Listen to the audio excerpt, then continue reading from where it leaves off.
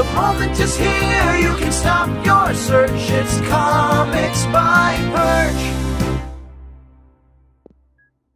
Hey everybody, this is Perch. Obviously, if you read comics, you're aware of variant covers, and you're aware of something that is a pet peeve for me. And I granted this is more in the kind of old man shakes fist at clouds category than, a legitimate frustration.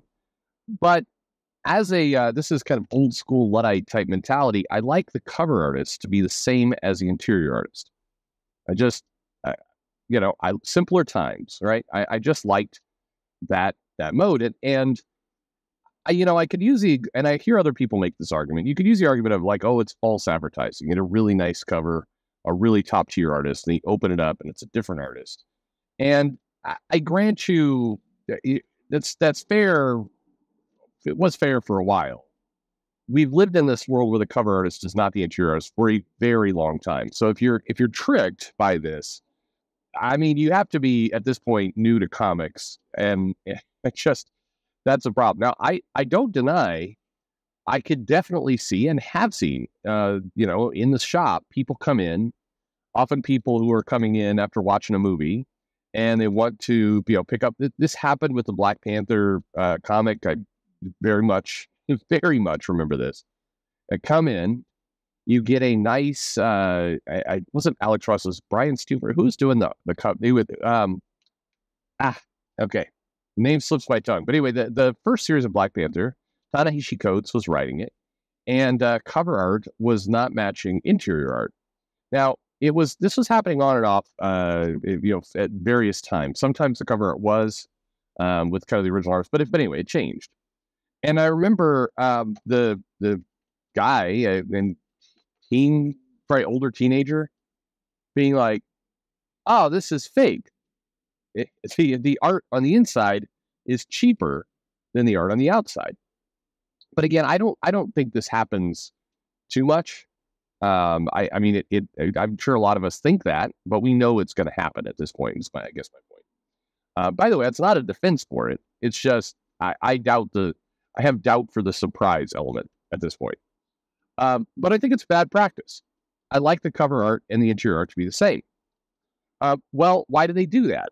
The simple answer is, you talk to any editor, you talk to people in comics, they'll tell you the goal is to make the comic book stand out on the shelf, jump off the shelf, and put like prestige art there, put a gallery level piece of material there, and that will help the comic sell. I can tell you I don't agree that is actually true. It sounds true, but it is not. And if you go to the sales videos and you look at what's there, I mean, you've got a ton of, Alex Ross in particular, but all kinds of people, Art Germ covers, etc. He does variants now mainly, but anyway, you see comic runs and you see books like the Hulk and how it ran and Thor, and you see the dips and the drops, and it is independent of the cover. The cover, if you look at enough trends over time, it's not true. Now, what absolutely does impact the sales are exclusives and variants. And those certainly do, you see those reflected and in sales jumps and sales spikes, but not the regular cover. Like, for example, Alex Ross currently doing Fantastic Four, or, he did Hulk, he did Captain America during, a different run by Ta-Nehisi Coates. And you don't see the cover impact. You just don't see a cover impact. But let's read this. This question is asking just that. It says, "Hey, Perch, I know you're always busy traveling the world and being a loving and responsible dad." Well, one of those. "But if you find yourself at Terrificon later this month, it'd be great to grab a beer with you. Unfortunately, I didn't make it there, but I wish I would have. Would be great to grab a beer. I understand why they put Alex Ross on a variant cover to spike sales, but when a series like Fantastic Four and Doctor Strange have Ross on every cover, is it really increasing sales? I'm sure there are a few people who buy every cover Alex Ross draws, but I find it hard to believe that having him draw anywhere from 10 to 15 consecutive covers really boosts sales in a significant way. Am I wrong?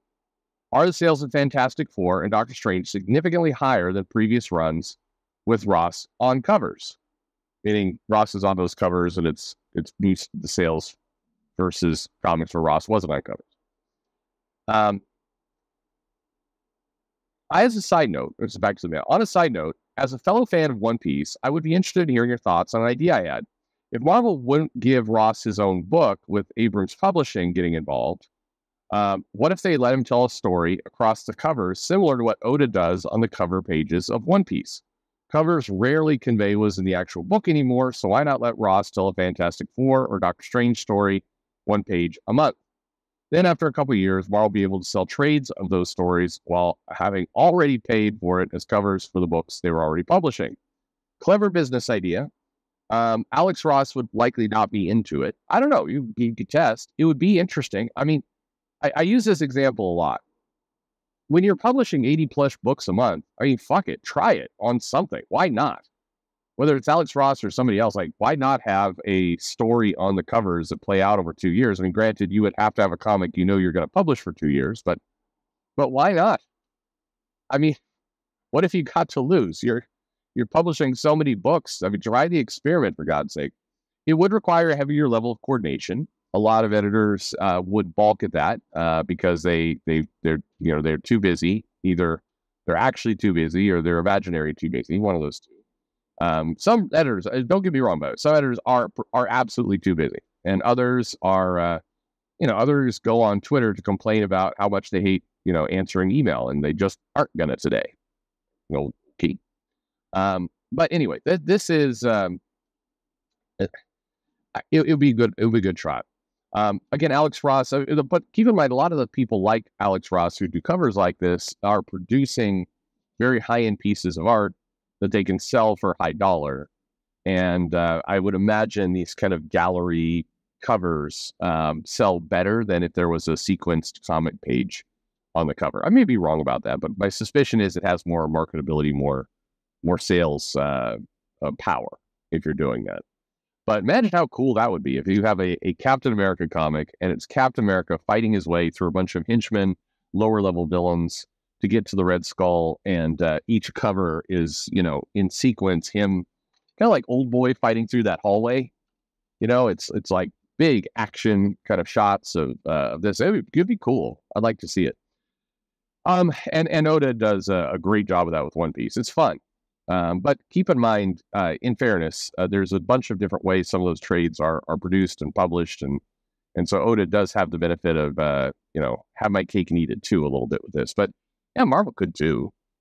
And the subversion there, the thing that will get Marvel executives' attention and ears perked up is like, wow, we get paid twice for the same work. Not the creator, Marvel. It wouldn't exactly work that way. You'd have to do some royalties, but hey, capitalism. Am I right? I don't know. It's not capitalism. It's just, if you shout that word out every now and then, you get more subscribers. They're all from China, but you get, hey, it's all right. But I digress. So back to this mill. By the numbers, okay, by logic and facts and hard data, the answer is no. You have to believe, if you believe that that's having an impact on the covers, you basically have to believe that the sales would drop if Alex Ross was not on those books at all, and you'd see a line-wide drop. You have to believe that there's 5,000 plus people who are buying Fantastic Four for no reason but the covers, and unfortunately, there's no facts behind that. There's no data that suggests that's true. If it was true, that would be mildly terrifying for Marvel, and it would be an alarm bell if they have a major problem on their hands. If the interior of the comic means so little that a portion of their buying audience just purchases it and doesn't even care, that would be amazing negotiating power for Alex Ross. If you could state that 5,000 to 10,000 copies of a book being sold month in, month out was just based on him, Doctor Strange would just immediately sell 5,000 to 10,000 copies less if he wasn't on the covers. Alex Ross should be saying, yeah, my rate just tripled. You could, and he could get it, because he would fall below certain thresholds. Why not? Come on, Alex Ross, go for your bigger contract. But again, traditional wisdom, you talk to an editor, they will tell you, yeah, putting him on the covers boosts the sales of the book. They will tell you that. But if you look at the numbers, in particular, you look at books where Ross is on the covers, Ross isn't on the covers, you don't see a significant difference. So then you have to believe the thing that's very hard. It's subjective, not objective. That on the shelf in the comic shop, the fact that an Alex Ross cover is there is just magically just people are drawn to it. And I'm sure there's some truth to that. His covers are amazing. He's a great talent. I like seeing him on the covers. I'd like it even better if he was, if we didn't get any covers by Alex Ross, and instead we got once a year, like a 40, 60 page graphic novel that he did the art for, interior and exterior. That'd be even better. But none of this, by the way, throws shade at a quality artist like Ross. Clearly, it's great work. It's just that the way the market works, the way the comics are sold and they come together, that there's no data that suggests that his work has an impact. Just there isn't. So anyway, that's my take. Take it for what it's worth. Do you buy covers? Do you buy comics just for the cover? Do you go in and it's like, well, it's an Alex Ross cover, but you have no interest in the comic itself, but just for the cover? Are you one of those people? Now, again, variants are a little bit of a different beast. Variants are, there are people who just buy the variants, but they're picking and choosing the artist they want. They're getting something kind of unique. There's a collectability factor. It's not just the normal cover. We're not talking about the variants. We're talking about just the normal cover. What's going on right now with Fantastic Four, with Doctor Strange, went on before with Captain America, and I know other books he's been on, Black Panther. No, there's no sales data to prove that it's true. Really, if you're sitting there, no, I've heard the opposite. I promise you. And you could go look at the sales analysis videos we've done on this channel. You can look at the numbers. It doesn't show any indication. And again, the secrets are, or the things you look for is when they do more variant covers, when they put more of that stuff out, when they do exclusives, you do see the sales pop. When you layer just the regular run on top of a previous run that had a lesser known artist on the cover, the trend lines and the math is exactly the same. You don't see that boost. So for what it's worth. Anyway, what do you think? Are you one of those people, you buy just for the cover? Let me know in the comments below. Like and subscribe, and thanks for listening.